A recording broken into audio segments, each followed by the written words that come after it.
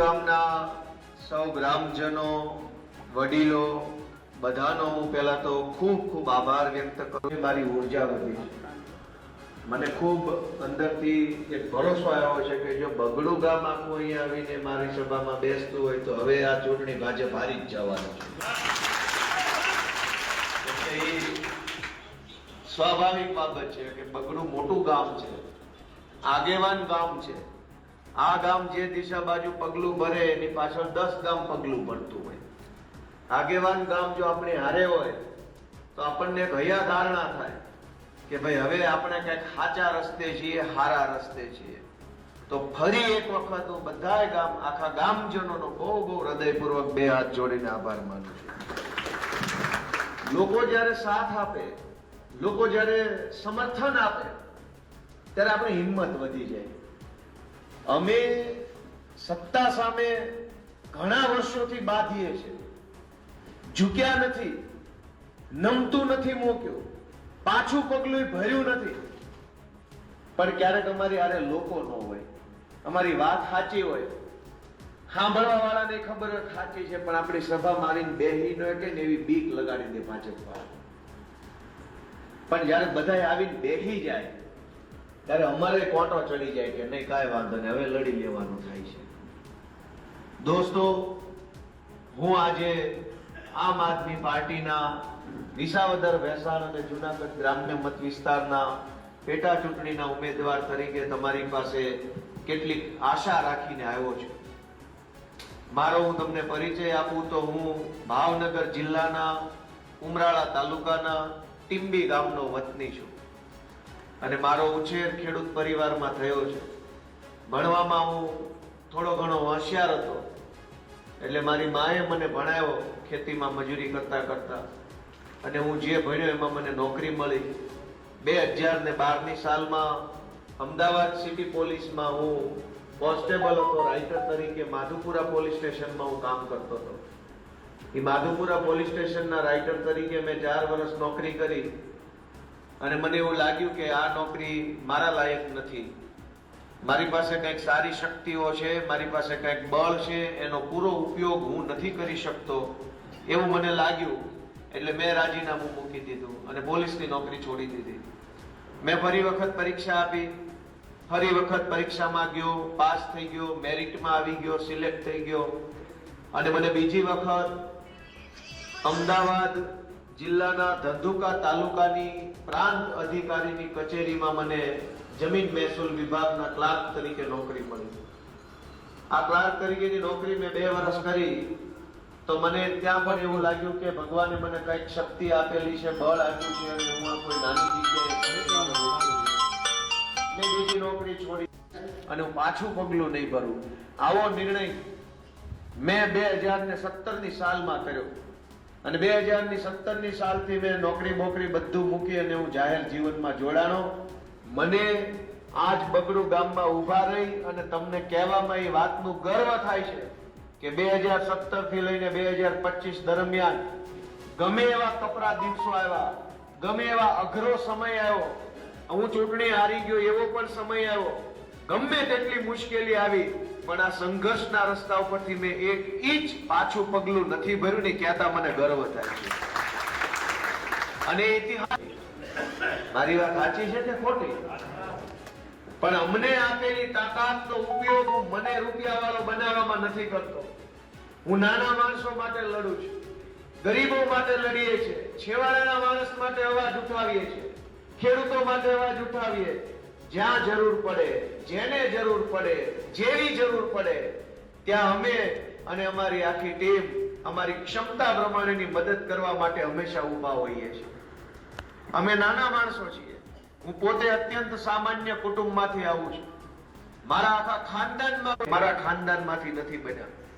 હું અમારા ચારે બાજુના વ્યવહાર, વેવાઈમાં, મોહાળમાં, ઇટાલિયામાં કે મારા સાસરી પક્ષમાં, અમારા ચારેય દિશાના વ્યવહારમાં પહેલો માણસ છું જે રાજકારણમાં આવ્યો છે અને નાની ઉંમરે આવ્યો. મારી અત્યારની હાલની ઉંમર 35 વર્ષ પૂરા થઈ ગયા છે, 36મું ચાલુ છે મારું. હું અત્યંત નાની ઉંમરે આ સંઘર્ષના રસ્તા ઉપર આવ્યો. શું કામ આવ્યો? હું ધારતો હતો હું પોલીસ ખાતામાં રાઇટર હતો, પડ્યો રહેતો. જેમ બધા પોલીસ વાળા ખંપાળી મારે છે એમ હુંય ખંપાળી માર લેતો, તો કોઈ મારું હું કરી લેતું? મારી વાત સાચી છે કે ખોટી? હુંય ખંપાળી મારી લેતો. બગડોથી ટુ વ્હીલ લઈને જુનાગઢ જાતા રસ્તામાં હુંય તમને રોકી લેતો, જેવો માણા એવી નોટ લઈ લેતો, તો કોઈ મને કાંઈ ન કહેતો. પણ હું નાના ઘરનો વ્યક્તિ હોવા છતાંય મેં મોટો નિર્ણય લીધો, મોટું પગલું ભર્યું છે. અને કહેવાતા મોટા મોટા ગુંડાઓની સામે આંખમાં આંખ નાખી લડવાની અમે હિંમત કરી લીધી છે.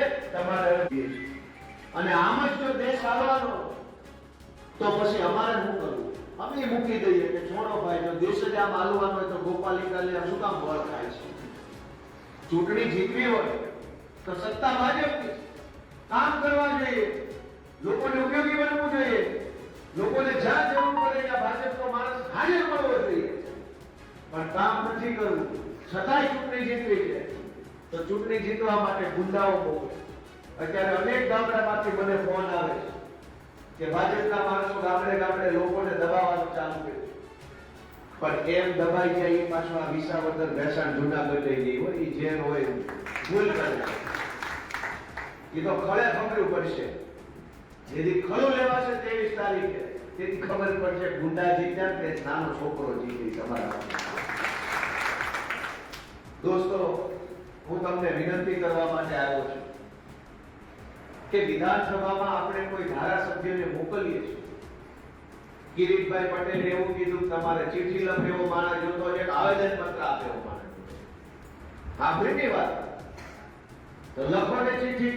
આ શાસનથી વિસાવદરનો રોડ બંધ છે, સરકાર તમારી છે, લખો છે ચીઠી. જો તમારી ચીઠીઓ હાલતી હોય તો ચીઠી તો 2 નંબરની લખી છે. ભાષણ કરવા હેલી વાત છે, લોકોને ગુમરાહ કરવા હેલી વાત છે. સત્તામાં રહીને પોલીસ કે ગુંડાઓના કારણે ઉનાળુ વાવેતર ખેડૂતો નથી કરતા એવા અનેક ખેડૂતો મને મળ્યા. ખાતર વાક્ય અમે વાવ્યું નહીં. આ સાચી વાત મને મળી છે ખોટી? ખાતર ન મળે, વાવણી નથી થતી, ખેડૂતની એક સીઝન ફેલ જાય છે, ઉનાળુ સીઝન. પણ તો કોઈ ચીઠી બીઠી લખવા વાળો માણસ નથી. સત્તા ભાજપની છે, પણ કામ કરવું હોય તો નહીં. લોકોને ધમકાવવા હોય, ડરાવવા હોય, દબાવવા હોય તો તમારે સત્તા ભાજપની છે. લોકોને કામ કરવું હોય તો સત્તા ભાજપની નથી. દોસ્તો, અમે રજૂઆત કરી, અમે બોલ્યા, એનો પડઘો પડ્યો. અનેક ગામડાઓમાં મીટિંગ કરું છું. ખેડૂતોએ કીધું ખાતરની ગાડી આવી ગઈ છે, આ વખતે વહેલા આવી. મને કીધું ખેડૂતોએ. અમે સહકારી મંડળીમાં હાલતા ભયંકર ભ્રષ્ટાચારને ઉજાગર કર્યો. મંડળીના માધ્યમથી ખેડૂતોના ખાતામાંથી કરોડો રૂપિયા જુનાગઢ જિલ્લા સહકારી બેંકના વહીવટકર્તાઓએ ઉઠાડી લીધા. ખેડૂતો રાતા પાણીએ રોવે છે. માત્ર વિસાવદર, ભેસાણમાં નહીં, મેંદરડામાં, તાલાળામાં એકના લોકોએ કરી નાખ્યું. એક મંડળીમાં થાય તો કદાચ મંત્રીએ કર્યું એવું ગણાય. 2 મંડળીમાં થાય તેમ લાગે કે 2 મંત્રી હશે એ બેઈમાન હશે. 4 મંડળીમાં કૌભાંડ થાય તો એમ લાગે કે મંત્રી ભ્રષ્ટાચારી હશે. પણ 10 તાલુકાની તમામ મંડળીઓની અંદર ભ્રષ્ટાચાર થાય તો ખબર પડી જાય ચેરમેન જ ચોર હશે. આની અંદર આખા ગામને ખબર પડી જાય. અને છતાંય અમે મંડળીનો મુદ્દો ઉઠાવ્યો કે આ મગરના આંસુડા જોઈ પીગળી જતા નહીં. ભૂલથી ભાજપનું બટન દબાવ્યું તો આના માણસો 5 વર્ષ રોવડાવવાના છે આપણને. 2 મિનિટ રોશે, 5 વર્ષ રોવડાવશે. દોસ્તો, હું તમને એટલી વિનંતી કરવા આવ્યો છું કે આપણે કોઈ માણસને ધારાસભ્ય શું કામ ચૂંટવો પડે?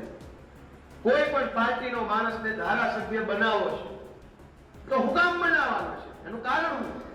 એની પાસેથી શું કામ લેવાનું છે? આપણે એની પાસેથી એક જ કામ લેવાનું છે કે જ્યારે જરૂર પડે ત્યારે આપણા વતી બોલે.